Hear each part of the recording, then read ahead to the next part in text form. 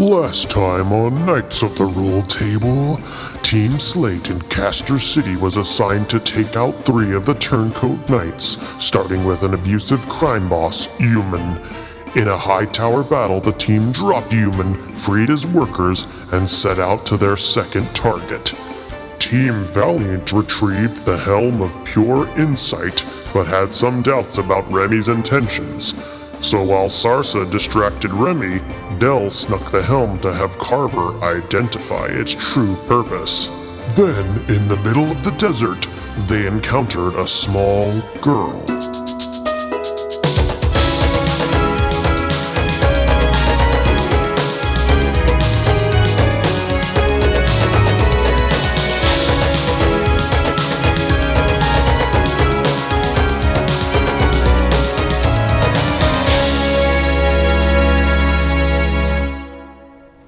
Oh, hi.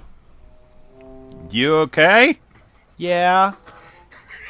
See, she's fine. We can go. All right. We heard you crying. Are you sad? No, I'm not sad. I'm just playing around. Why Have you guys seen my dad's? I mean, we haven't seen anybody for a long way around. Did you lose some people? I don't know. I was playing here, and then I chased a dragonfly for a little while, and then I went up another hill, and then I came down, and then I was counting how many rocks there were down at the bottom, and then I saw a little bird. What is your name, little human girl? My name's Ezo. Ezo the Small. Ezo? Yep, Ezo. Okay. Ezo the Small. Hello, Ezo the Small. I am a branch from the smallest tree in the forest. You may call me Branch. This is Jerik, Dark Harbor. You may call him Jerik. And this is Sarsa Demisalt, who you can call Sarsa. Hi, nice to meet you.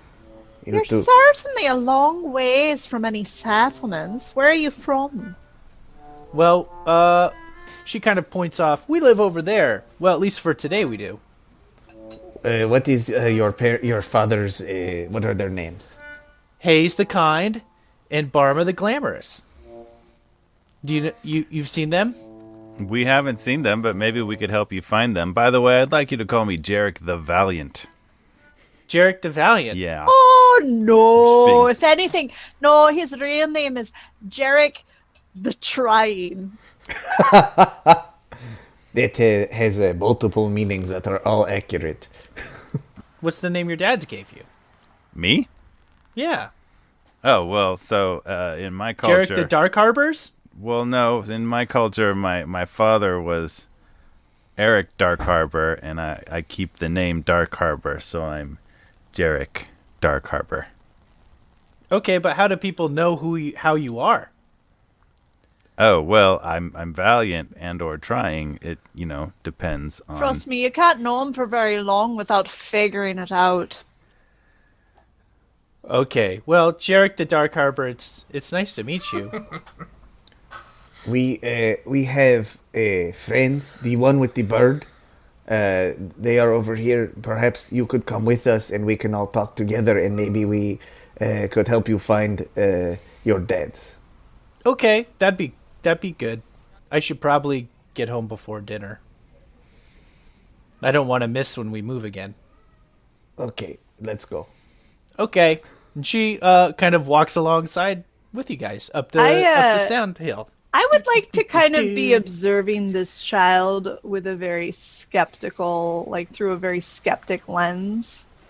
Okay. What's my read on her? Roll an insight. 17. She's a child. She's kind of cute. She's adorable. And it doesn't seem like she's lying or trying to hide anything from you. Okay. Sarsa the Demisalt, that's a fun name. What does Demisalt mean? Means I got a little pinch of salt. Ah. See that makes sense. Now I know who you are. It describes how you are. Right. Well, that's what happens when you grow up in an orphanage. Oh. What's that? Place for people who don't got no dads or mums. Oh. So when you grow up, will you be Izo the like medium-sized, or does that change? It can change. Sometimes it doesn't, but sometimes it does. Our names are very alike. I am a branch from the smallest tree in the forest because I am very small. And you are Izo the Small because you are also very small. Is this why you are named that? Yes, it is, because I'm small. Doesn't everybody start small? Are like all the kids small until they get not small, or do something more distinctive? Carol the Stinky, or assistance? yeah, Carver, come here. Well, we'll come there. You stay there. We're making our way to Carver. I'm smaller than other kids in my group, in our tribe. How many people are in your tribe? Is it a lot or a little or many? She takes her fingers out and goes No. 3, 4, 5. I really hate children. What is it? Like 100. Oh, that is a lot of humans. Your dads are pretty busy. What are your people called? We're the Afriti, and the Afriti touched. Afriti. So when we get back to Carver, I want to like kind of inform him that. All right, so this little girl maybe wandered away from her dad's and maybe her tribe. Maybe you could send up Chisel and see if we can see anybody in the area we might be able to return her to. Of course, I will send up Chisel. And I do so, and Chisel goes up. Okay, so after a little bit, Chisel comes back down and kind of gives you a lay of the land to the west that you guys were heading in, with the east behind you, obviously, is where the city of Quince is, in the rock monolith. So to the south, there's kind of some sort of settlement or something in that direction to the south. Chisel informs me that perhaps south is where a settlement is residing, and perhaps we should first check there to see if her fathers are there. Remy, do you mind if we take a detour here to help the little pipsqueak? Yes, of course. Let's help out. That's one of our duties is knights, right? Can Deleth take a look at the sun? Like, at what point of the day are we at right now? It's getting to the later hours of the afternoon, so it'll probably be dark in 3 or so hours. We'll likely need to take a hospice with these people once we get there. Izo the Small, can we, if we make it out to your group, will they let us stay with them for the night? Yeah, you guys can stay with me. You can sleep on my mat. I want to like inspect this child more. Like You just straight up don't trust her, do you? No, children are weird. Put on the helm of pure insight. Keep in mind, like, this is not Maya. This is Sarsa. Like, she grew up, like, as a kid, but grew up quick and, like, used to pull scams and, like she had to get by with whatever she had. So, like, she doesn't trust kids. Of course she doesn't trust Wandering in the desert on their own? Yeah, freaking sus. Super sus. So, like, I know that you gave us a photo, Jeff, of this bald child with elvish looking ears. Like, is she pretty recognizably like elf or half elf, or like am I able to discern anything different? Like, does she seem rather small for a child to me, or is that something that would be? I'm questioning her species. How about this? Roll an Arcana. Ooh, dirty 20. So, taking a look at Izo the Small and kind of comparing her to other half-elves, elves that kind of have this pointy ear feature, she doesn't really fit the bill in terms of from that type of ancestry. Her skin tone is very strange, even very different than a tiefling would have. it's something that you haven't seen before. Would I recognize the term Afriti touched? I doubt I would, but would anybody recognize the term Afriti touched? Be a history. Yeah, knowledge history. Yeah. There's zero reason that Branch would know this, but yeah, and his 5 that he just rolled backs that up. 2. I rolled a 23 for history. Also 2. Okay. Got some real scholars here. Branch is very much a hermit, so Yeah, Sarsa, what? Carver got a 23. Don't trust the child. I don't Clearly. understand what she is. She said she's Afriti touched. You know, But what she's the- touched what by is the. that? She's touched by the Afriti. She's not human. She No. don't look like no elf. She's She's definitely a not fruity a touch. tiefling. She don't look like no half elf like you. No. What are we even looking at? She could be, something. I mean, I just think we ought to have our guard up. We should probably always have our guard up, but like, Yeah, you know, but these we are like, we can't leave her here in the desert.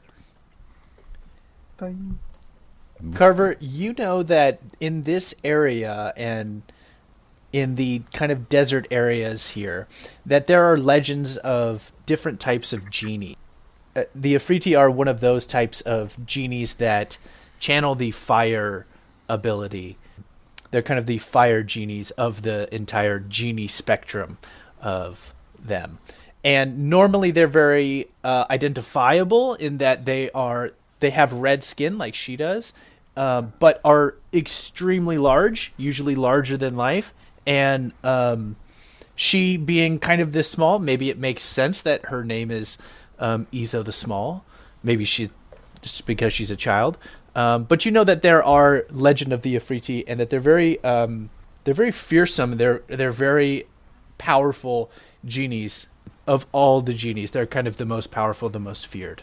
Ah, a Freety touched. Yes. Oh, yeah, you're fun. She thinks I the am a robot is construct. fun. That's weird. I'm not a robot. That is a misconception. I think the robot's fun. When you guys get to kind of the top of a dune, she says, "I'm supposed to hold hands when we go down a dune," and she kind of puts her hands out. Sarsa, hold your hands. yeah, I will hold. It's fine. Come on, be Branch can maternal. help you. Sarsa puts a hand out as if she's expecting it to burn when she touches her ooh. All right, she grabs on and immediately does that thing where just lets all of her weight hold down so that she can be swung back and forth, and goes wee wee. And This is you know, not you guys safe. are holding her and letting her kind of swing as you guys walk down this dune. But Sarsa, you do, and Branch, you guys do notice that she is warm to the touch. I might not notice that because of my resistance. Because of to the heat. fear. Oh, that's true. No, I'm I'm more resistance to because I'm children. a tiefling and Sure. I have heat resistance basically. So, Also, I'm not Contrary sure. to- I'm also not Yeah. sure how well she can swing from a 3-foot-high goblin. But all that said, Let it be cute. she's adorable. She's really small. yeah, you lift up to kind of support her. Yeah. After kind of going up and down, eventually you guys look over to a flatter area of the desert, and what you see is a bunch of tents, and these are kind of really low to the ground. 5 to 6 of these kind of large tents out there. You see there's several people kind of looking around, milling about, as you would kind of expect in a habitated place. You all notice that they're kind of dressed similar to Izo. Are they also relatively small, or are they huge like the djinn that you mentioned? You guys are pretty far away, so it's hard to tell. It's hard to tell exactly the scale of it, but they look at least human-sized. Yes. So they might be really big but far away, or they might be slightly closer and smaller. Yeah. Okay. And there's the wavy, miragey, Gotcha. deserty thing happening. So Child, does that look like your home? yeah, there we are. That's my tent, the small one over there. And they're not going to be mad at us for bringing it back, right? Everything's going to be friendly, yeah? Yeah, of course. All right. And she starts kind of skipping and running and kind of heading back, and she stops and she like plays in some sand for a minute as you guys kind of keep walking, and then and like catches back up. After a little bit of time, some people down near the tents point at you and like see you, and there's kind of some commotion. Is there anything you guys want to do before you kind of get to the point where you need to make contact? Sarsa wants to run away. I'm just gonna go ahead and yell out, "Did you lose something?" I'm gonna cast guidance on myself. Several people, shouting out, Ezo the Small. They're kind of like looking, and out of the crowd, two of them start kind of running kind of towards you guys. And Ezo starts kind of running towards them. And after the distance of the dune is there, you hear Ezo, and then Daddy, and they bend down and they scoop her up and they embrace her. How small is she in relation to these people? So the distance here is really strange as you guys go. She, kind of looks child-sized and next to the adult, but as she kind of keeps running, she just keeps running and keeps getting smaller and smaller, and they are very, very large in size, and scoop her up, and where you guys would, as a, 7-year-old, 8-year-old girl would be most of your height, this is, almost like a toddler in their arms. So there is some differential in their size. So they seem pretty darn big. Sarsa's gonna nudge Jerik. I told you, something weird. You guys begin kind of, they're walking towards you guys, and if you're walking towards them, they're kind of putting a hand up. They say, travelers, Hello. Hello. Hello.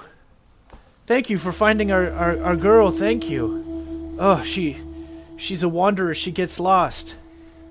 Well, she was delightful, but we've traveled far to bring her back to you. Would you mind if we stayed with you for the night?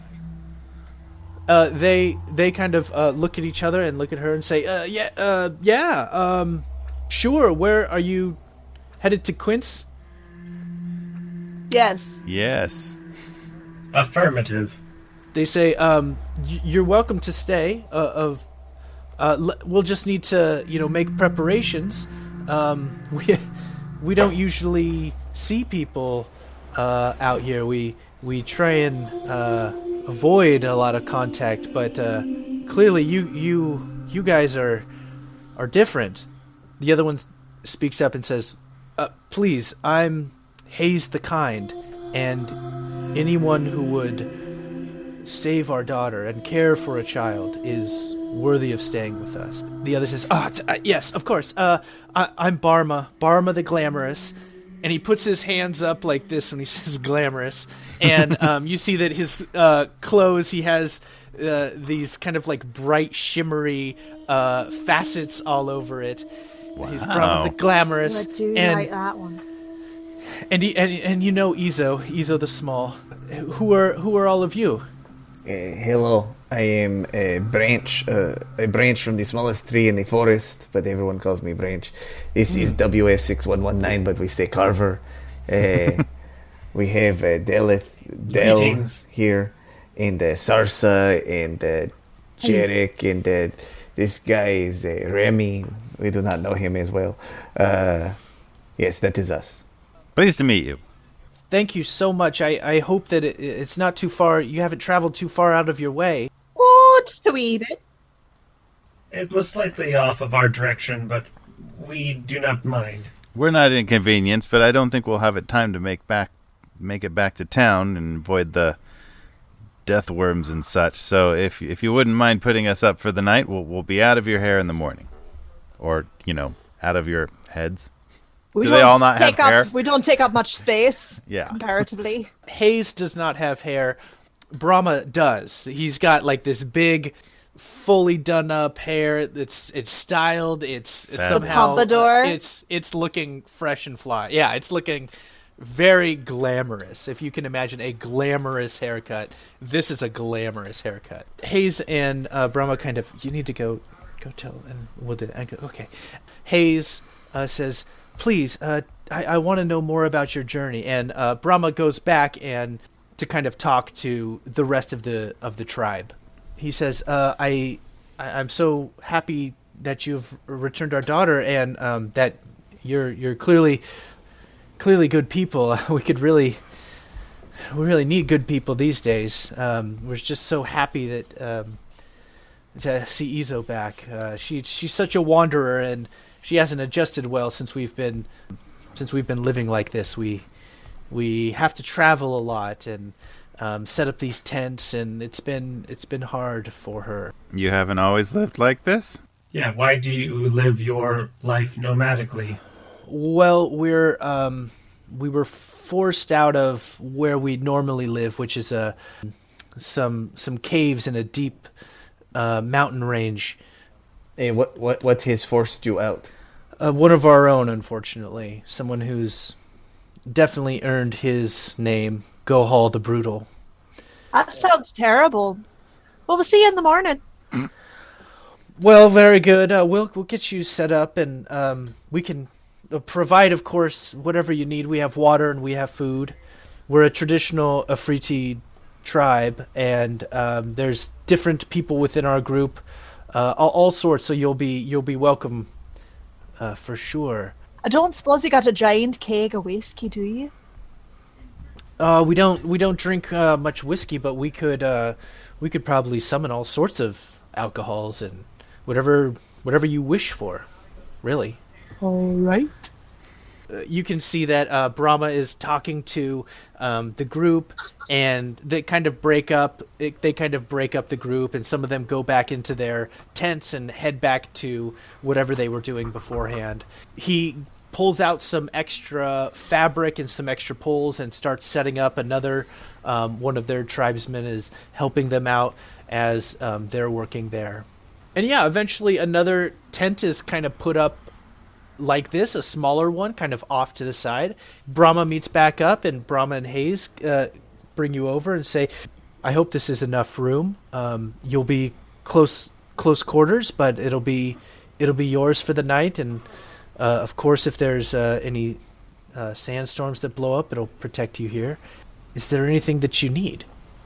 No, I think this is wonderful. We're grateful for your hospitality. Thank you so much. Tell us, hypothetically, would there be anything we could assist you with? Maybe with this Gohal the Brutal. Sounds like a rough character. Yes, he's among the worst of us. We're trying as a group to shed our worst tendencies as a Afriti to enslave others and have them do our bidding. And Gohal has moved in the opposite direction and has tried to enslave us to do his bidding and to kick us out of our home in the mountains. No, that's not cool. And he probably stole all your treasure and your riches and sort of hoarding them up there for himself. He must be a mighty powerful being to have managed to kick out so many of you who are so large and probably powerful as well. That's true. He is especially dastardly, that's for sure. We've decided to turn against that sort of violence, and this is the best thing that we can hope for. That is good. Slavery is very bad. The peoples who will do that are not good people. That's what we think, and we're trying to do the best in these times. We know that it's challenging. Carver will turn to Jerik and, kind of referencing our earlier conversation, he'll say, Helping people is what you do, correct? That is pretty much what we do, isn't it, Sarsa? I mean, One might even say we're pledged to it. Yes, it is exactly what we have pledged to. Sarsa. but we're not much help if we're dead. But we are not dead. Yeah, we're not dead. Branch is alive. Mm-hmm. Last time No. Branch checked. I'm going to need. Deleth is alive, and Remy is alive. I'm going to need a lot more whiskey. Is Carver alive? I do not know how constructs are working. Constructs are partially alive. We are made of living wood and metal organism, and it's sort of a fusion between. And he kind of gets. But you are not dead. Very good. Della, don't suppose you'll be the voice of reason here. I mean, these are very powerful creatures. Could I roll an insight check real quick just to make sure they're not, or it doesn't seem like they might be lying to us or keeping something from us? Go for it. His name is the Kind. I like the glamorous. I want to find out about like if he actually sewed his own clothes, and if he did, like if he'd be interested in making some really tiny, sparkly clothes for a really cute tiefling. 17. As you've been talking to Hayes, your impression is that he's very earnest. He's trying to be very selective and thoughtful with what he says. So that may, for some people, make him appear like he's not telling the truth, or has a little more tact, a little more political tact. But as you're kind of putting together things of what you're seeing and your knowledge of this region and of this culture, there's nothing that seems out of place with what he's saying. Got it. Okay. And Brahma comes back and he says, I heard there was talk of needing some whiskey. And he begins to gesture his hands in a fantastic way, and some black smoke pours around him, and in his hand he produces a barrel out of nowhere, a mini sort of handheld barrel, and says, what type do you like? All right, Brahma, you and I are going to go have a sit, and we are going to have a wonderful evening. I hope so. Are you sure there's nothing I can get you? Anything at all? Honestly? Honestly, yes, of course. Tell me. I mean, Sarsa the Demisalt, what is your wish? I really miss my ship.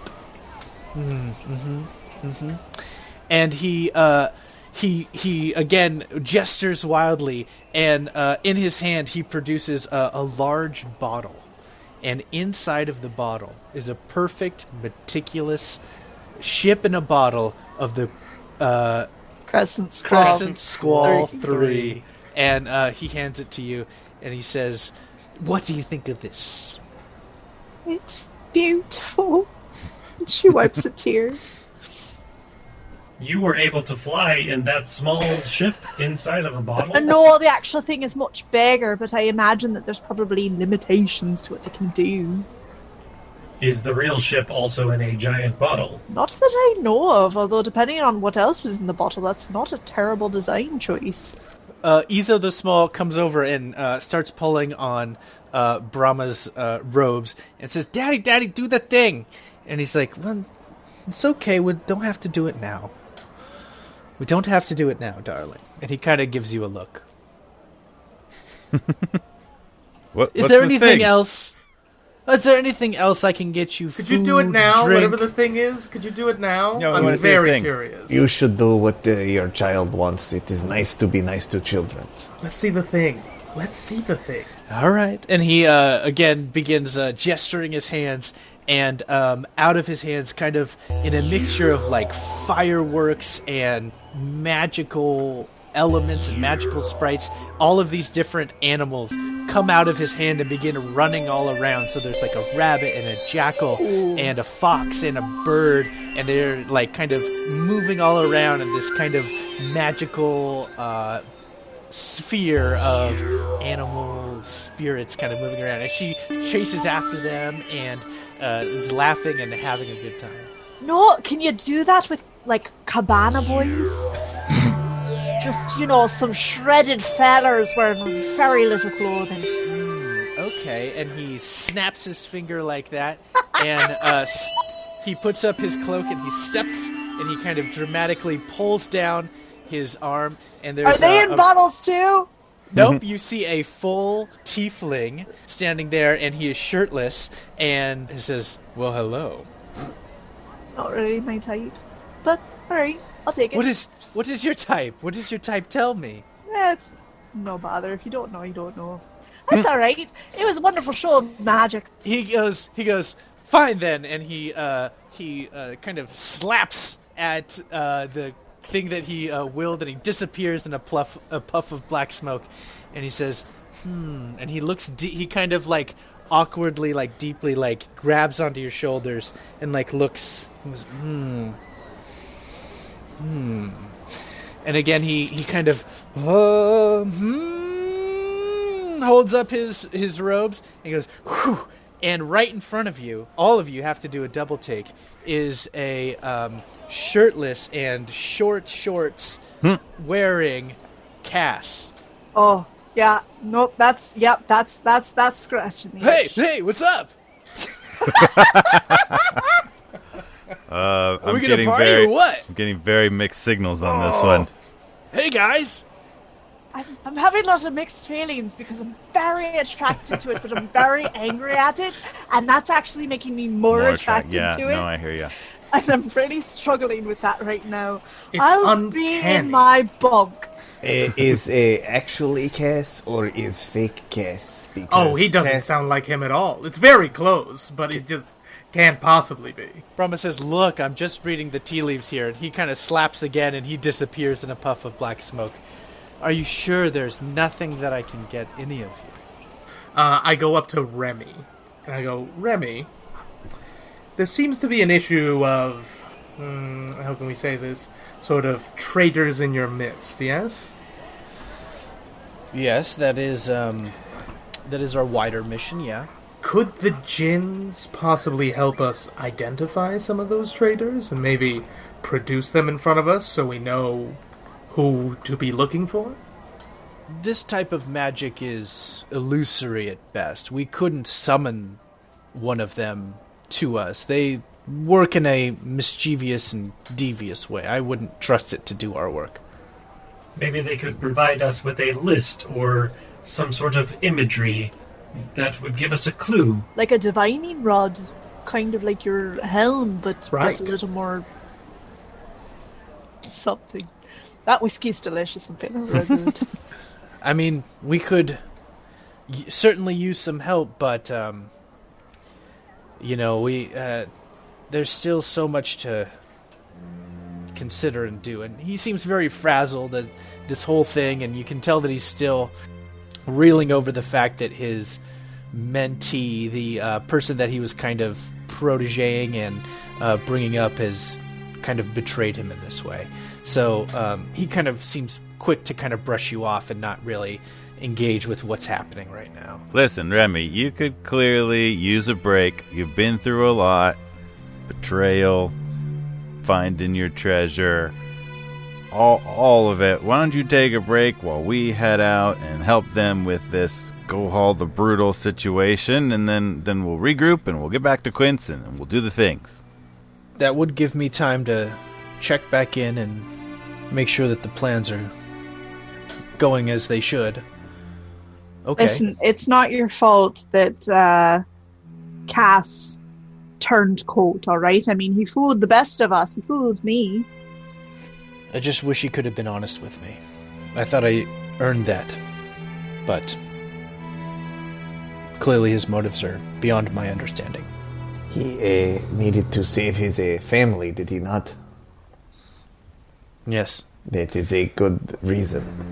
Unless your family is evil and likes to hurt people, then it's not a good reason. He says, I understand what you mean, Branch. Thank you. And he says, I'll take my leave, and he heads into the tent. So are we gonna talk about the helm now? Yes, Carver, tell us about the helm. Oh, well, what I found out was that it has a very powerful insight magic. It seems to have the power that Remy has alluded to it having, a very powerful insight ability to tell if the person is telling the truth or not. It is unlike anything I've ever identified before. Is it cursed? Did you find out if it was cursed, though? There wasn't so much a curse as a thread connecting to different types of arcana. It's hard to explain, but I didn't get any kind of curse specifically. If there was, it seems to be hidden, or I couldn't tell. Right, so we don't really have any definitive answers, but at least we have confirmation that it does what Remy has said that it does. So, for all intents and purposes, we don't really have any reason not to trust him, except for that his taste in men is about as terrible as mine is. Could I talk to Brahma real quickly? Sure. And I'm like, Brahma, you managed to look into Sarsa's eyes and produce someone that you, in all likelihood, had never met before in your life. Quite impressive. Quite impressive. Would it be possible to do something similar for someone, say, I haven't met, but I might be aware of, I might know of them? What do you mean? Well, a couple of nights ago, our good friend Remy was possibly speaking to someone. And I was curious if maybe what it might take for you to be able to produce who this person was. I'm just incredibly curious as to who it might have been. You know, my glamorous powers are limited in their scope. I don't know if that's something I can do. I see.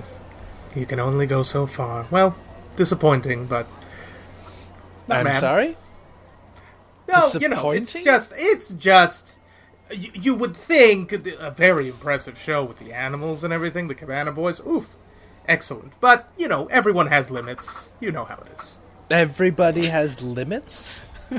Oh, no. Yes, sometimes you can only take it so far. And hey, look, everyone, don't be ashamed of it. It's not the size that matters. It's just what you do with it, right? I can see Jeff just like... the gears are I turning, can see him just being like, oh, I want to, but I don't. Because you're trying to get him to do it by saying that he's reverse psychology. Got it. Of course. Yeah. Sure, roll a persuasion. Okay, let's see. Well, I wish it were different, but it's a natural 1. Oh! I might have overplayed my hand. Oh, man. As you're kind of trying to step up to him, Brahma begins to kind of become even taller, and his legs start to below him.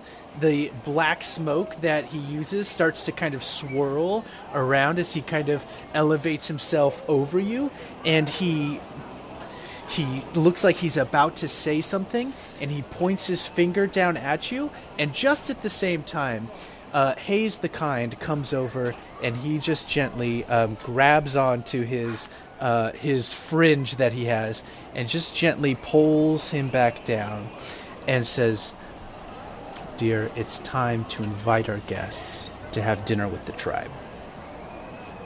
And Brahma, he kind of takes a deep breath and says, "Yes, of course. It is dinner time. We would love to have you join us for the feast as guests." Isn't that right, Hayes? And Hayes looks over and says, "Yes, that's right, Brahma. We would love that." Brahma, we're still going to have a really fun night, I promise, all right? I want to talk to you about this pattern that you're wearing.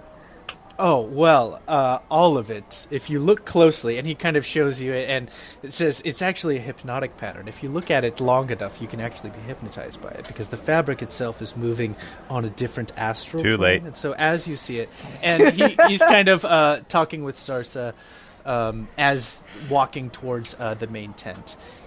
Hayes, kind of to the rest of you and everybody else, says, I hope that you can be understanding and join us, and just know that we are a typically isolated group of people, and we've become distrustful over the last many months and years. Well, yeah, who can blame you with this Go Hall figure and everything you've been through? You have a right to be suspicious. Yes, Branch understands. Branch has gone through similar things with Branch's family. He says, please, this will be a fun experience, and you'll get to see the way that we do things. And with that, you guys enter kind of the larger tent there, and you see that indeed there are a lot of rugs and mats and pillows that are laid out while it kind of looks like a tent on the outside. On the inside, it is full of these furnishings and adornments, and there's a lot of things inside of here, much more than like a pop-up tent, like a camping tent would have. And there are maybe like 24 people in here, and you see that some of them are ranged between being Efriti, like in the ancestral genie sense of that word, and some are Efriti touched that have some sort of mixed heritage with the Efriti in there. That seems to be the kind of common thread of all these different people in there. What's laid out is several large circular dishes that have all kinds of food heaped up on it. And so each of you sees that kind of, whether in family units or in groups, you're not really sure, but there's maybe 6 of these really giant 5-foot across platters that are just sort of piled up. And you see that there's rice and meats and breads and dates and dried fruit and nuts. There's just all of this stuff is there. As they are sitting around, Hayes and Brahma and Izo are sitting at kind of one side of this, and they make some room and bring you in around one of these giant dishes, and they just hands first just dig in and use pieces of the flatbreads to kind of dig in, and it's they're eating with their hands. And so it's just this nice. Very different way of consuming that you haven't really seen before. But there is this general sense of community and people sharing and moving over and kind of all eating from these big, lavish, amazing-looking dishes. So it's basically a COVID nightmare. Think of everything you'd hate today. That's what they're doing. They're in an enclosed space. They're sitting close to family and friends that are not in their bubble, and they're eating food with their hands. Sounds so beautiful. Doesn't it sound great? What a lovely idea to have in our minds as we can imagine this and imagine a future like this. And Carver will lean over to Deleth and say, I'll be outside. Oh, he doesn't eat. he'll just go outside and stand kind of to the side of the door. And he just kind of stands there. He just kind of stands there and goes into kind of a hibernation state. Well, Hayes, after a minute, after kind of seeing you go, he kind of comes up and says, "Is everything all right? You're of course welcome to join us." Oh, it is fine. I do not require sustenance like the rest of them. Do you require company? No, it's fine. I enjoy solitary time where I can stand outside and observe the setting sun. I understand, but I hope that you know that you're welcome. And he puts a hand on your shoulder and turns and heads inside. I do have a question, though. Yes, of course. You've been traveling all this time because of the former ally of yours that kicked you out. Gohol the Brutal. Yes. Well, He was leader of our tribe for a while. Before the time of turmoil. who is leader of your tribe now? We decided not to have leaders, and we lead by a group effort, and we divide up responsibilities, and we talk about everything, and we try and come to consensus where possible. And when that doesn't work, we try and use democracy and use the fairness of everyone together to make our decisions. I don't understand emotion quite as well as the others, but are you happy? Izo is happy, and that's the only thing that matters to me. Because she is your child. Correct.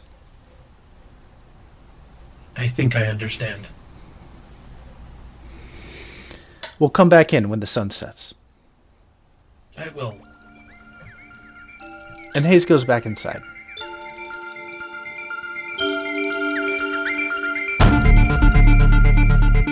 Hello, listeners of the Rolled Table. This is Jeff, your DM for Season 4. So happy to have you with us for another week. It's time for announcements. We wanted to give a shout out to Mysterious Galaxy Books. It's our local bookstore here in San Diego. If you're listening in San Diego, you got to go check them out. They're a great local bookstore, and as you know, with things closed down, they really need our help. You can support them by going to their website, mystgalaxy.com is their website. You can order books. They'll get them shipped to you. You can get them curbside. I just ordered a book from them, a signed copy, and I've gotten some signed copies of different books in the past from them. So it's a great resource if you're looking for special editions, you want to look for a gift for somebody, it's a great place. You can also follow them on Twitter at MYST Galaxy Books. Tell them that Knights of the Rolled Table sent you. Hey, I was on the Most Excellent 80s Movie podcast with our friend Chrissy, who you remember from the Valentine's Day episode. I sat down with Chrissy and Nathan to talk about the 1985 movie Clue. It was a lot of fun. You can check that out. It's the Most Excellent 80s Movie podcast. The best way to support us is to leave that rating and review on whatever podcast app you're listening to right now. It only takes a minute. We really appreciate it. Helps us get the word out about the show. You can check out our Instagram at Rolled Table for Instagram and for Twitter. Check out what we got going on. You can join our Discord server where you can talk with us. You can talk to other fans. You can check out artwork before it hits. You can talk about merch that might be coming out. It's a fun time. We love our Discord. Check it out, Knights of the Roll Table. We're on Discord. That awesome music that you hear in the background is done by Weston Gardner of Arcane Anthems. You can go to his Patreon and check him out. It's Arcane Anthems on Patreon, a great Patreon to join. And if you want to support Chris Daly, you know him in this season as Biscuit and Carver. You can check out his Patreon. It's Dungeon Heads. You can get custom characters made. He shows drawings of his videos. It's really cool stuff that you can use for your own D&D adventures. So check him out at Dungeon Heads on Twitter and Instagram. If you have feedback, questions, want to get in touch with us, want to put an ad on the show, it's knightsoftherolltable@gmail.com. We know we are not the only D&D actual play podcast out there. There's so many, and they're all great. But we thank you so much for listening to us, giving us a chance. We love what we do. We're so happy that we can make this program possible. That's it for our announcements for this week. Now, go out and make life an adventure.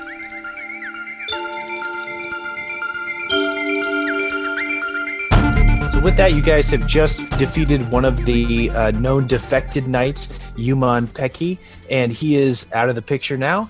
And left on your to-do list is Drodos Zavona, the Red Wizard, and Seph Forwolf, the Druid Shapeshifter. What is the plan now? I believe we're going to go after Seph. Okay, head into the sewers.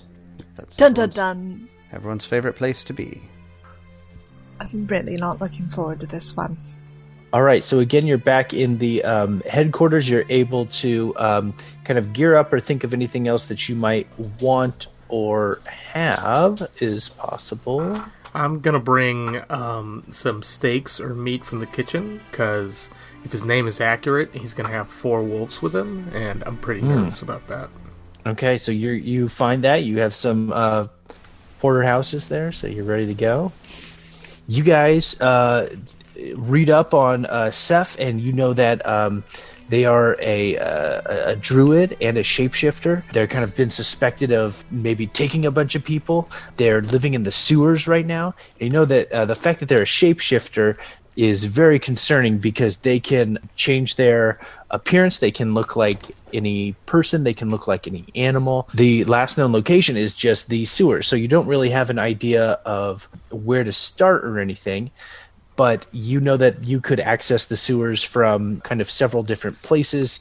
There's kind of a northern entrance, a southern entrance, an eastern, and a western entrance. Where would you guys like to start? I think whichever one is closest to where we were before.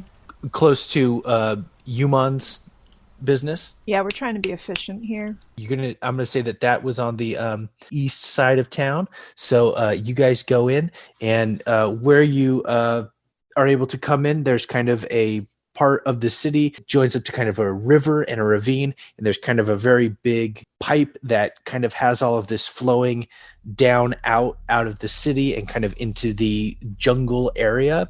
And there in this part you can see that there's like some graffiti there, and some of the bars that kind of would hold people back from going inside pulled up and bent away so that people can access the sewers. So clearly Seph is probably not the only person that has ever gone into the sewers in a big city. You are now standing in the total darkness, and as you are walking, smell begins to hit you as the water begins to kind of ebb and flow, hitting through your boots and on your pant legs. It's starting to kind of get deeper and deeper as you are going into this chasm. Does everybody have dark vision? I actually don't, I do. Which is ironic for the ninja thing. I do have glowing eyes, but I can cast dark vision if I need to. I do not have dark vision. Okay, so Yenni and Igneous, you guys need to figure out some sort of method for lighting it up. I'll cast dancing lights, and I'll just have a couple little floating torches above us going, like kind of headlights lighting the way. If we're casting light, then I'll just light up my eyes again and let them kind of flare up. Cool. Cast 10 feet of light and 10 feet of dim light beyond that. And probably looks super creepy if I'm approaching. Probably does. It definitely does. All right, so you guys keep going, and you get up to a place where the pipes split off into two sections. So you can either go left or you can go right. Where would you like to go? Left. Left sounds good. All right, you guys start walking, and everybody roll a perception. 8. 5. 17. 20. 12. All right, so Igneous, you start to, as you guys are walking, you're hearing this echo chamber of the long pipes, and you can hear water splashing down in some parts. You can hear, maybe it sounds like clanks and bangs that kind of reverberate, and it just is like low bass all the time. You begin to hear some kind of skittering and scattering in front of you. You can't really tell what the noise is exactly, but it seems like there's something in the water up ahead. I'll signal that. I think there's something up in the water up ahead. I will move forward and attempt to stealthily approach. Is it like a narrow area we're in, or do we have room to maneuver a little bit? As you guys are in this pipe, I mean, you're a little bit kind of hunched down. Kind of, if you held your arms out, you could touch both sides of the pipe. So it's definitely one person after another here. It would be hard to kind of stack up onto anything like that. And as you guys are moving forward, Dierdre, you're moving forward stealthily. And as you do, you see that there's kind of this moving kind of mast kind of there, and you can't really see it. It kind of looks like a lot of things moving around together. And as you kind of approach closer, and as the lights get closer, you see that this big mass is a bunch of rats that are just kind of moving all around each other, and they all stop and they look at you, and they begin just kind of like scattering and rushing and all through the pipes, up and down and through your legs and back out and down the other way. They start crawling and going crazy. Everybody roll a Constitution save. Yeah. Well, that is disgusting. Oh, 2. 5. I rolled a nat 1. 8. 26. Oh. 22. I'm on fire. 26. Not literally. Tonight, you guys. Okay, so Aryx, Yenni, and Dierdre, as these rats are kind of coming, and they're scattering all over you, and some of them jump onto you. You guys just start to kind of freak the heck out. You kind of scatter and begin kind of running and swinging or having really uncontrolled. You kind of go berserk for a moment there. You guys are really shaken up, so you're gonna have kind of disadvantage on rolls and checks for the next few minutes until you're able to get control of your composure. There were so many rats. Too many rats. Yeah, the best thing to do is just kind of like let them crawl on you and don't move next time. Just sort of be one with the swarm. All right, you guys manage to kind of pull it together, and you keep walking forward, and eventually you get to a place where it kind of opens up a little more. It looks like it's maybe some sort of combining chamber, some sort of hub where all of these different sewers are coming together to flow out to where you are. And you can see that there are several different ways to go. How do you guys want to figure out a way to go? Is there something that you want to look for? Is there some way you want to detect? What's your strategy? Hey, do your scout thing. Do you got any kind of like super sense and see where they are? The only kind of super sense I got is I can go and look with my eyes, but I can be real sneaky-like when I do it. That sounds good. I probably should have done this before the rats, but I can cast Pass Without Trace on us. Okay, so Pass Without Trace, and Aryx, you want to go up one of the tubes and investigate around? Sure, we'll just go clockwise. Okay, Start with the one to the most left of the one that we were in. All right, so you go down. Go ahead and roll a perception. 19. Okay, 19. So you go down that direction, and you see that it kind of leads to another one of these kind of conjunction points that has many other ones in it. And just when you're kind of about to go back and report to everybody, you notice that there is this little claw mark that's kind of right next to one of the entranceways, and it looks like it's kind of just like an etch that's into it. It looks like it could have been done with like a dagger or a claw or something like that, but it just looks like next to this one there is this little mark next to it.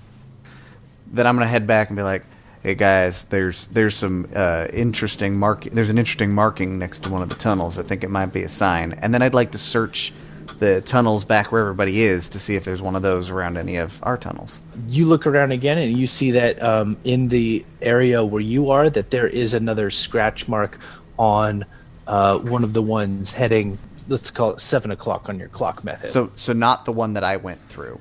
Correct. Interesting. Okay. Yeah. So you could either that would kind of go back the direction you were in, or you could follow the new way that I just... The new way that you just discovered. What do you guys want to do? Whatever way you think we should go. Did you see any more rats down there? Well, if I didn't see them, they didn't see me. I don't want to go back to the rats. Let's go that way.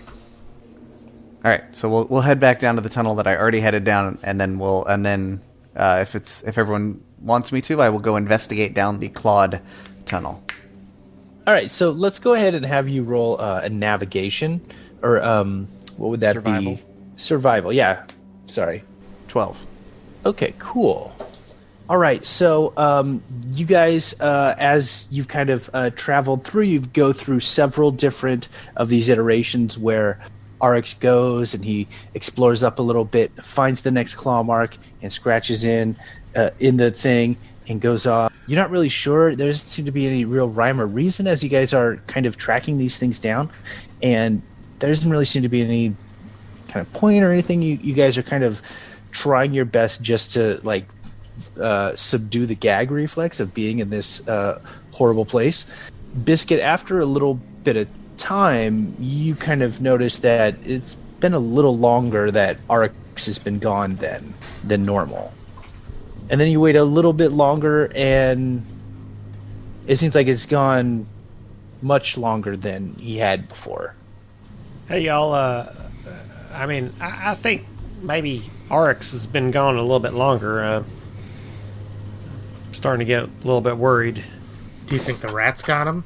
definitely was the rats. Well, let's not jump to conclusion there. I mean, let me see if I can message. I know what direction he went into, so let me see if I can message him. I hold up my little acorn that While he does that, I say to Dierdre and Yenni, I mean, if the rats were going to get one of us, like it might as well, right? I mean, yes. Aryx, come on through. Do you read me? We're just wondering if you're okay. Over. What's the distance on message? 120 feet. Come on back now. This is Biscuit.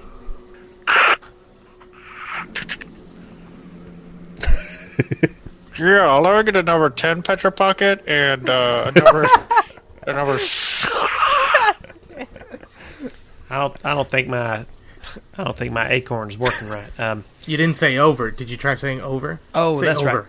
Right. Good thing there's a cantrip. Hey, break 19 for Aryx. This is Biscuit. Over. I don't think it's. Well, Aryx is not responding though. I suppose we have to go in and try to find him.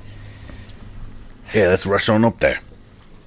Yeah, Igneous should go first, though. We should go as stealthily as possible, so as to not be surprised by anything. Yes, stay in our little shadow bubble. Yes, whatever is keeping him is probably not good, and with any luck, it's not rats. Okay, so go ahead and give me an order. As much as I don't want to, I'll go first, because I think I'm probably one of the more stealthy. Well, we have plus 10 stealth, right? Mm-hmm. Yeah, but I'll be uber stealthy. All right, I'll be in last place. Okay. I think I'll go second. Dierdre, Igneous, me, then Biscuit. Yeah, that's what I was gonna say. All right, so you guys start walking down this narrow pipe, and it starts to kind of get smaller and smaller, and so it's harder to kind of get through here as you go. And eventually you get to kind of another place where you can kind of jump down, and it kind of opens back up. And Dierdre, you're the first one to come out. You kind of stretch out and look around, and you don't see Aryx there. And then Igneous comes out, and the same thing, you don't really see anything either. Yenni comes out, but then after a minute, you guys notice that Biscuit is not behind you. Wasn't Biscuit back there? Yeah, he was. I mean, he was. I do not like this. I do not like this one bit. I'm gonna draw out my rapier. Yeah, I'm gonna draw my battle axe. Are we standing in water? Yes. How deep are we? It's not very deep. It's maybe ankle deep. I'll still check it for Biscuit. You down there? Spush, spush, spush, spush. He is not. I would like to attempt to climb up the wall. Okay, you're able to kind of climb up the wall a little bit, and you see this is kind of like a square chamber where several different pipes are kind of coming in and feeding in to one location. I want to see if, like, with my slightly more aerial view, like, I'd like to go up to those top pipes. I have an ability. Okay. That I'm allowed to, like, climb without using extra movement. Like, I'm basically really good at climbing. This is like the one thing that I have, Jeff. So I'm going to do it. Such a climber. Okay. I want to try and climb to, like, basically, like, the ceiling as best as I can. You said there's pipes, so I'm guessing maybe I can grip those a little bit. And I want to, like, look down and see if I can see anything, like, moving in the water near my buddies. Okay, so you guys were kind of traveling through the sewer pipes that were a little lower there, that the horrible sewage is all flowing through. And while you're up there, you can see that there is also another set of pipes that are open and that can be kind of traversed through, that is also kind of running through here. And you see that in some of them there are there's like some ropes that are kind of tied in. You're wondering if maybe there was a different sewage system at some point, but they expanded it out. But there is another crawl space above where you are that is this separate network of interconnecting pipes. Some of them are matching the directions that you've been going, and some are going in opposite directions. I can't believe I'm going to say this, but I think we should all hold hands. And I'm going to point out the other pipes and say, I think we are being picked off one by one. All right, bring it in. I'll give one hand out, and I've got my rapier in the other. Well, if I have to hold both your hands, how am I going to hold my axe, though? Dierdre was climbing up there, and she was looking around. I mean, she was maybe 10 feet up above and kind of looking through all of this stuff. And just as she was kind of saying all those things to you, and like, okay, let's hold hands. You kind of look back up, and she is gone. Dierdre? Yenni, hold my hand. Is Yenni holding my hand? You guys are holding hands. All right. I don't know what to do now. Neither of us can see in the dark. No. Stealthiness don't seem to help. I think it's rats. It's got to be rats. Only rats can be this sneaky. What do you think we should do? Okay. What if we just ran into the darkness, right? That way the rats can't get us. Okay, what if it's not the rats and it's something else? Wait. Can shapeshifters be like things that aren't shapes, like water? Could they be shapeshifting into water? I don't know, they could be rats. You think the rats were the shapeshifter? The rats could be the shapeshifters. Oh, no, you're Shapeshifters can be people too. You could be the shapeshifter. And so could you. Maybe they could be with us and they think we're shapeshifted. Suddenly, as you guys are talking in a pipe that is to the north of where you guys are, you just hear this. Okay, that's definitely something. Yeah, let's kill that and then figure out if we're a shapeshifter. Okay, do we run? Should we hold hands? Suddenly, right behind you, from the pipe behind you, you hear this. I want to shoot a fire spear that way. Which is like throwing a spear, but it's made of fire. All right. I imagine it casts light too. I would imagine that too. So and that's a spell that you cast? That is because I know produce flame and I have a spear, and I said like, can I shoot fire spears? And you were like, cool. Yeah. So that's right. So you launch one down, and you see it kind of go down, and it kind of lands. As it does, it begins to kind of put itself out. But in that moment, just before, you see like coming down are these kind of long legs coming just as the spear goes out. Did you see that? Is it like a spider? I saw legs. Well, I don't know. Something we should probably kill, right? What have you got in the way of killing spidery things? I mean, I got a lot in the way of killing things. I don't have a lot in the way of killing things in the dark. I gotta see him first. Let's go figure it out. And I'm gonna go that way. All right, so Igneous, you start walking down that way, and Yenni, you're following right behind. I'll have my glowing eyes are bright, looking that way, just ready to punch some stuff. Can I sort of like turn around so we're just walking back to back? Yeah. Great. Are you still holding hands? No, we're just touching butts. Okay, that's fair. Just to secure. So you guys are touching butts as you're kind of scooting down this pipe there. I think it would be like butt to shoulders, honestly, because of how short I am. Yeah, just boop, boop, boop. A great visual for all of us. You guys squished into these pipes. Yenni, as you're kind of backing up without the dancing light from Biscuit, it's now just Igneous's lights from his eyes that you see.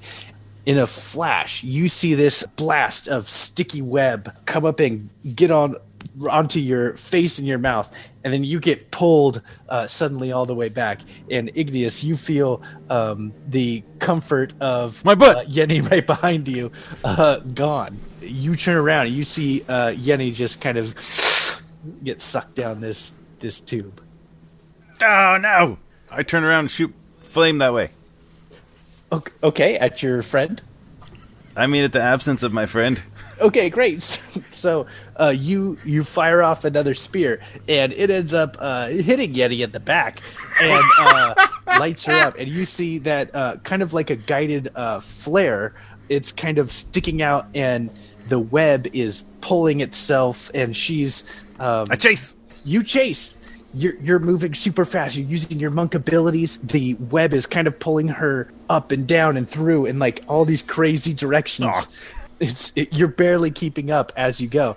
As you enter this final big chamber, you see that it is lined in all of this web that is in this big chasm, and you see that there's all of these bound up web sacks that are all right there, and you see that Yenni is being wrapped up in all this web as this giant black widow spider is hanging down and is webbing up. Ew, ew, ew. So Igneous sees that right next to Yenni, bundled up and covered in web and cocooned up all the way up to their mouth is Biscuit and Dierdre and Aryx. Kind of all four of you guys are right next to each other, splattered in this web. Igneous, it seems like your fast movement with your pass without trace has given you surprise, and it starts to kind of crawl around. You see it has this web that is at the top, and it has these, and it goes up onto it, and there's different strands that are going to those top pipes that Dierdre saw,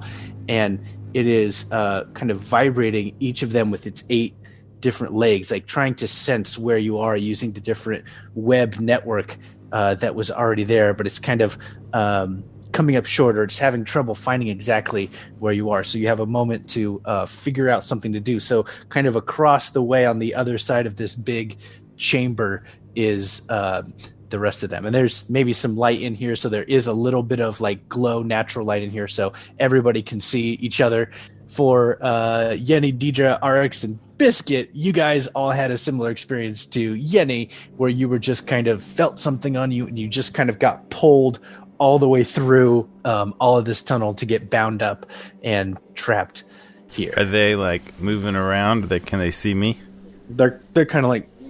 Okay. Aryx, as you watched, you were the first one in here, and you watched everybody get kind of pulled in from different places, and now you guys all see Igneous up there. You see his glowing eyes kind of across the way on one of those pipes. I will turn those off. There's enough ambient light, so I can work without it. All right. Yeah, I guess I'll try to stealth my way. It's feeling for me. I'll very gently, with Pass Without Trace, try to stealth my way towards my friends. Roll a stealth. With Pass Without Trace, it'd be a 19. I rolled a 1. Plus 8, plus the 10 for Pass Without Trace. So that's a 19. All right, you're, but by some miracle, you kind of keep slipping, but you kind of look up and the spider's still doing its business, and you're able to kind of get over to where they are. You're climbing up on this really sticky, your movement is just halved. Does it seem like I could cut them out or free them in some way, or is it too sticky? It's quite sticky, but you may attempt to. I will attempt to free Biscuit, because he's smaller, will take less time, and he has magic-y stuff that's probably most helpful. All right, so you start kind of sawing away. You're using a dagger or a knife that you have. Biscuit, your mouth is free, and you can now actually. How about this? You're going kind of the opposite way. You kind of free his arms first, and you free his hands. And the last thing is the mouth. And Biscuit, as soon as you are free, the entire time that he was kind of cutting you out, the spider started come down, turn around, and come towards, and is now right behind Igneous, but he didn't know. But now your mouth is free. Oh, thanks. Oh my gosh! Oh, what the heck is that? There's a big freaking spider right behind you. I shoot fire. Then roll initiative. I got 15. 17. 24. 18. 6. Sorry. Zach, it is your turn. Probably not tactically the best, but I think on instinct of Biscuit saying there's a spider behind you, I just like turned around and flail at it and attack it. Okay, go for it. So, first attack, 14. All right, so first one misses. Second attack, 26. Hits. 6 damage. It's pretty dark in here, right?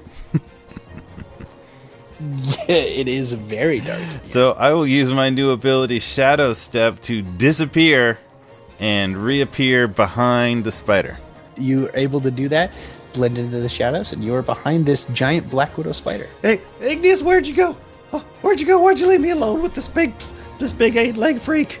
This is a new ability, and I'm freaked out, so tactically I should have done that before I attacked it, but I will then use Flurry of Blows to hit it 2 more times with advantage, I think. Do it. 23. Hits. 10 damage. And 16. 16 hits. Another 7 damage. All right, so you come up and you land these blows, kicking its butt. It's super surprised. Literally, it's like big butt. Some extra web kind of comes out. It's super gross. Anything else on your I'm turn? okay for the others. That's it. I don't have any sharp weapons. I can't free him. Do something. Bite it. Tear at it. Yenni, it is your turn. You try and do a a strength check to just try and bust out of this, or if you have some other plan of something you want to attempt to do something in this moment. Would I be able to go into a rage before my Sure, check? do it. All right. Yeah, time to rage then. Let's do it. 14? Is that going to do it? All right, so you manage to like channel your inner rage and scream into the web, but alas, it is too strong. It is too sticky. You cannot break through this disgusting web. All right, Jen, it is your turn. Dierdre, you are bound up. Mm-hmm. Well, I mean, like, so I have my rapier, but I also have 2 daggers that I keep on my person. One of which I imagine would be, like, tucked away in a boot. So, would I be in any kind of a position where I could maybe try and, like, get access to that somewhere from my leg to my hand? Why don't you roll a dexterity check? 21.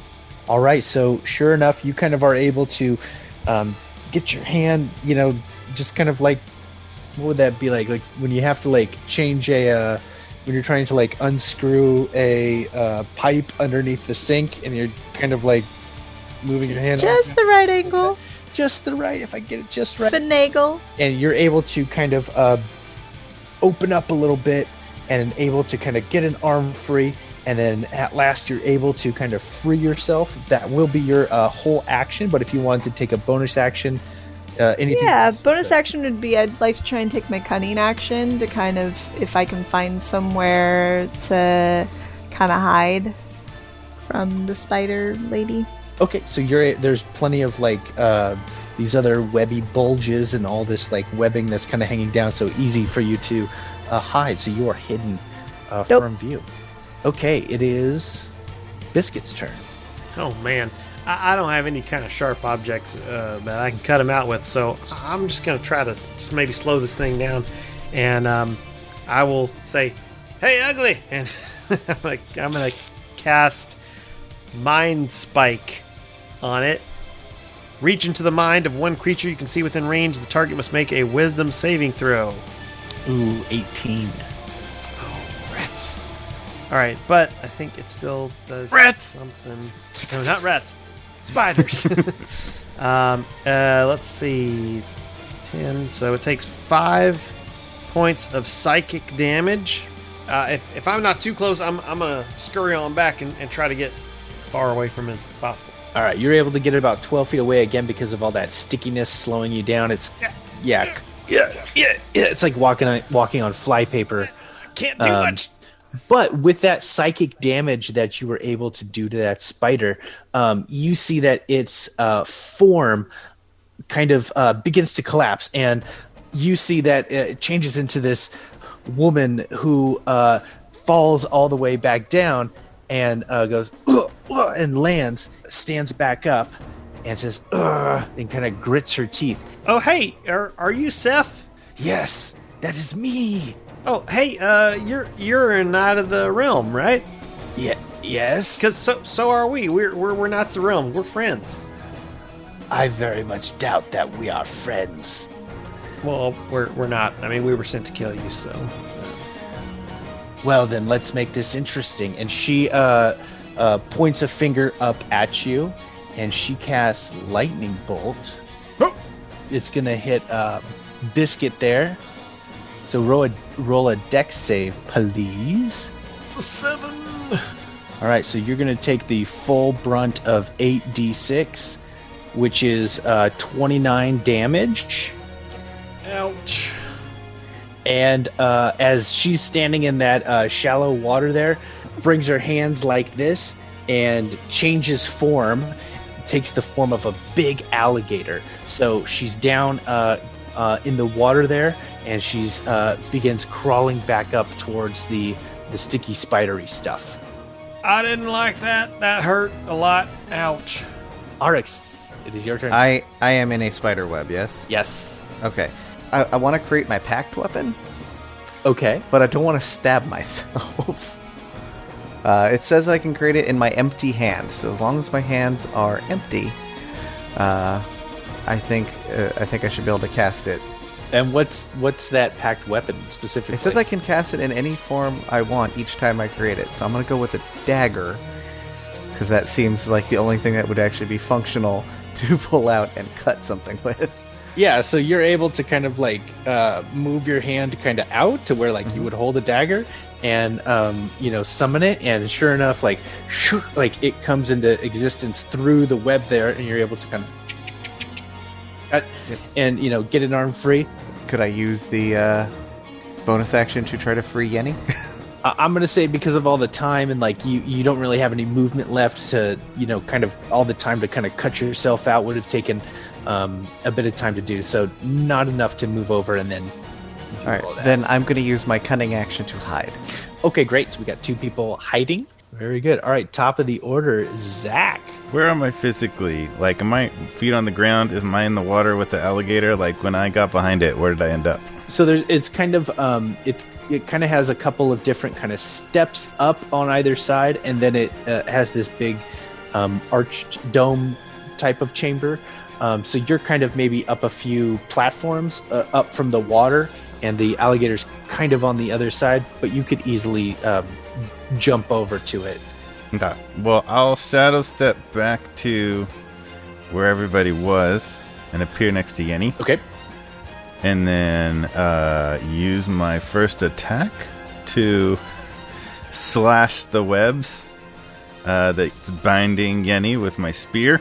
Okay, go ahead and roll an attack just to make sure you don't blow it. Yeah. High stakes slashing. That is a 20. That's going to do it. So a perfect and you just step out. It's like stepping out of a coat closet. It's perfect. That was worse than rats. And do I see where the alligator is? Yeah, so from Crocodile? where you are, Crocodilia? alligator, its tooth is on the outside or whatever, Cool.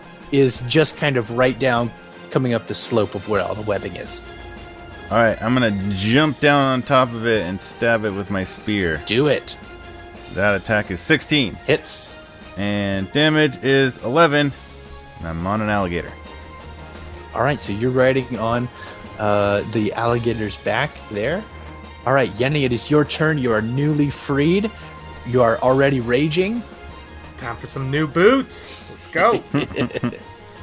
I guess I'm going to take a swing. What's the nearest part of the alligator to me? The top or the stern? snout. Snout. All right. Ooh, that's a 4. It's going to miss. Yep. But I got one more attack, baby! Oh, yeah. Okay, that's a 1, but I'm lucky, so I can re-roll a 1 that I get once per day, I guess. This is your one. Well, that's an 8.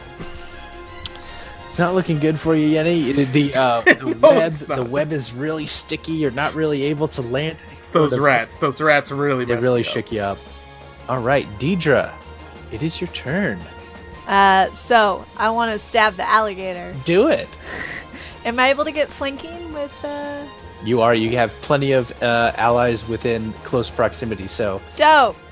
Am I still getting disadvantage from my fear of spoders, or my fear of rats? that was more just for checks while we were doing it. This is a whole new level of creepy and disturbed that has got your adrenaline So pumping. I still have advantage. Yes, so you can take the advantage. And I crit. All right, roll that. That's crit so many damage. D6s. So what I said 16 plus 21, so it's going to be 37 damage. Boom. I am really dirty right now, and I do not like it. I mean, to be fair, I've been rolling like 2s and 3s all day. Oof. All right. Make it count. So you guys, as this rumble is going on, Dierdre, out of nowhere, that shiny rapier comes in and it lands right in the gator's eye, and it goes ah! And Igneous, as you're kind of as you jumped on this giant alligator again, her form disappears and she falls back into her human form. And Can I try to pluck the eye out? On a crit? Do it. Do it. go ahead and roll a dexterity check to try and grab it on a. 16. Well, let's see. How does that work in a shapeshifter? It's the shapeshifter's eye. It's gonna shift. So yeah, That's an action, though. I mean, that's a whole separate. If it action turns to back do. into a But spider, if it I'm wouldn't have 4 stabbing eyes. it in the eye, I think you'd stabbed it in the eye, and then you with a little flick of the wrist, you see that you have the this giant baseball-sized eye on there. But as she shifts back again, the eye kind of disappears. So you definitely got the eye and dug it out of there. All that's left is just the. does it kind of shrink down, and in doing so, it just becomes sludge on my. Yeah, it becomes like a dried ocular fluid. And she is holding her eye as she's stumbling to her feet. Gross. That's what you get for picking people off as they're trying to traverse these sewers. Biscuit, it is your turn. I have a feeling she has a high wisdom, so I'm gonna cast. I'm gonna say, "Hey Iggy, you need a little help? I can help you out." Yep. All right, I'm gonna cast haste on Igneous. Oh, awesome! Concentration spell for 1 minute. He has double the speed, +2 to AC, and advantage on Dex saving throws, and you gain an additional action on each of your turns. Igneous is hasted. She recoils back and she begins to move her hands, and she's going to cast. She kind of forms this arrow and flings it, and it's going to head towards Dierdre. Let's see, so 8 + 4, so 12 to hit Dierdre. Does that hit? Yeah, no, actually. My AC is 16. Ooh, okay, so this acid arrow flings by. So you feel this acid kind of still spray by you as it goes, and you're going to take 6 acid damage as it flows by you. At the same time, she casts another spell. She, in front of her, summons this giant flaming 5-foot diameter sphere of fire, begins to move it around and tries to swing it by Yenni. So Yenni, make a Dex saving throw. 13. 13. No, it does not save. So you're going to take 4 damage of fire. And as that happens, you kind of are able, the keeps rolling, and it starts to light on fire the web that's behind. So in a moment, the all of this webbing that's kind of in the big part of this chamber starts to go up really fast and starts a big fire. Just as that happens, she puts her hands up again and changes into a Black Panther, and she's in the water right there as a Black Panther now. That is the end of her turn, which means now it is Aryx's turn. So it's cat on cat. Aryx wakes up from his nap that he's been taking hiding for the last half hour. Oh wait, where's Aryx? I tell you what I'd like to do, yeah, and you can tell me if I can pull this off. I'd like to sneak up on her and then attack her. She's got people nearby, so you would have sneak attack bonus. regardless. There's ally nearby. Screw the sneaking. I'm going to run up and attack her. All right, go ahead and roll an attack. All right, I'm actually going to do Booming Blade. So I will attempt to attack her, and hopefully I will actually hit something today. Hey, there we go, 21. That's going to hit. All right. So that's 22 damage, 15 of which is thunder damage. Oof. You come up and using this combination of quickness and stealth and this booming blade, you just bam land it, strikes right in the back where she was not expecting it at all. You do that, and again you knock her out of her Black Panther form, and she stumbles as she recovers back into her regular form there, and she is very wounded, really not doing well at this point. Okay, and we're back to the top of the order. Zach. All right, I am right behind this now, Panther. And super hyped up. She's gone back to person. I'm right behind this now, person. Super hyped up on haste. And I'm going to attack twice with my spear. Do it. 20. Hits. For 6 damage. And 14. Hits. For also 6 damage. Those are bad rolls. And then I have 80 feet of movement. And I'm just so hyped up that I'm just going to run around all over the place. And then come back and hit her again with my second haste turn. Okay, do it. Oh, I rolled a 9. Automatic miss. That's good. That was a 1. It's a 1 that I rolled plus 8. It's going to miss. So, but then, because I'm angry, I'm going to use my bonus action to hit her again. 23. Hits. 8 damage. 8 damage. And you feel those punches, and she just like the end of a boxing movie, is barely even understanding the punches, and they just land and land and land, and eventually you just, with that last punch, boom, knock her, and she flies back into the water, rolls over face down, and just begins to float on the top of this disgusting sewage water. And you have defeated Seph Forwolf, the druid shapeshifter. I run around some more. You might want to run around and get your colleagues who are still on the web, struggling to get off of it as it is rapidly igniting on fire. I will do that super fast. Okay, so you pull them out. Until the spell runs out, and then I get super slow. It's like that scene from that one X-Men movie with Quicksilver. He like runs in, grabs them, throws them out the window. There's like a mattress there. Yeah, it's exactly like that. Eurythmic song plays. It's great. This is your sail rhythmic away, song. sail away, sail away. Oh, wait a minute. Yeah. That's not anything like that song. That's different. Well, as you guys are there, the rest of that web burns away, and you see that indeed there are a bunch of skeletons, years of her victims in this place, clearly in this, and you have made the city much safer by getting rid of this menace in the sewers. That is disgusting, but do I see anything shiny? If you'd like to spend more time in this now full of smoke and sewage and sludge and human remains, you certainly could go digging. I mean, just a little short perusal. We're already dirty. Dierdre, the rats could come We are in already at any dirty. moment. I'm not going to get dirty for nothing. Well, you can search the druid there. I will certainly search the druid there. All right, so I didn't get my eyeball. you didn't get the eyeball, but you could take it now, I suppose. Are you just No, trying it to was collect more body of a- parts? I didn't keep the finger. It was just in the moment. I was just wondering if you were trying to build a person. It's just nice to know what you can take.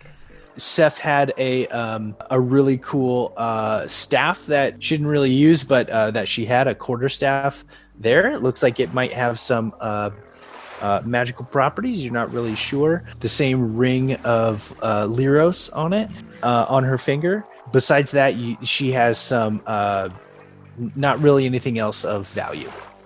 Well, there is a staff here. And, to be honest, it doesn't really go with my outfit. You can't mix black and brown, so perhaps somebody else is interested. And we found another ring. I don't need the ring, but I would like that big stick. Collect 5 rings and you get a free sub. I will hand the staff to Igneous. All right. I'll hit something with it. Dunk. All right, well, I think I'm ready for a shower, and then we've got one more person to kill, and boom, we can go home and Pasteurize. Let's go kill him first, and let's go pasteurize that guy first, and then we'll take the showers. Let's get this over with. All right, you guys climb up one of the ladders. You push open a manhole, and from the street view, there's like some people hanging out playing cards, like outside a cafe, and they just see kind of all this smoke start coming out, and then eventually you guys move it over, and all this black billowing smoke and the smell of death and charred sewage is coming out, and you 5 just kind of emerge covered in soot and web and all this disgustingness, and just kind of take it up. Whew. Just your taxpayers hard at work. I told you we should have lived with my parents in Deleth.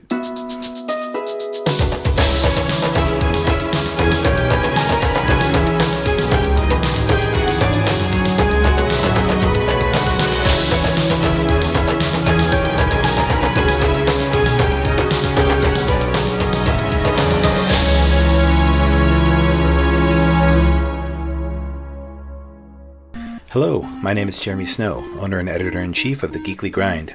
We interrupt your awesome, regularly scheduled programming to ensure you're aware of the Geekly Grind podcast network, of which this show is a treasured member of.